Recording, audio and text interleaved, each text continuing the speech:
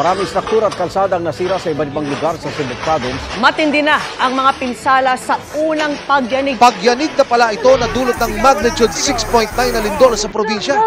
Niyanig ng magnitude 6.7 na Nayanig ang lupa. Niyanig ng malakas na lindol ang lalawigan ng Cebu. Ayon sa Feebox, tumama ang magnitude 6.7 na lindol alas 9:59 kagabi Setyembre 30. Jesus, no, oh my God.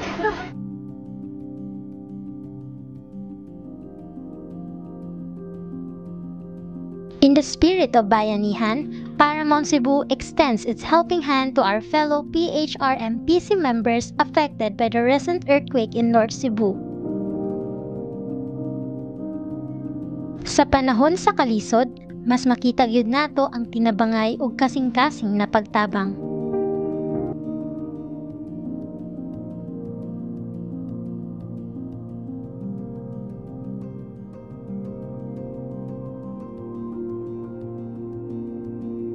Together, our Paramount Cebu and Learning and Development teams work hand in hand, from purchasing to packing, ensuring that every relief packs brings hope and comfort.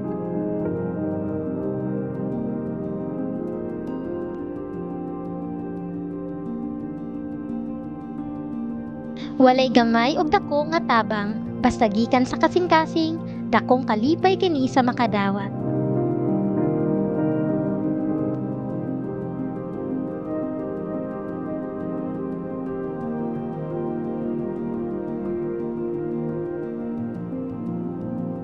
This initiative embodies our belief in people helping people, a commitment that goes beyond the workplace, reaching communities in need.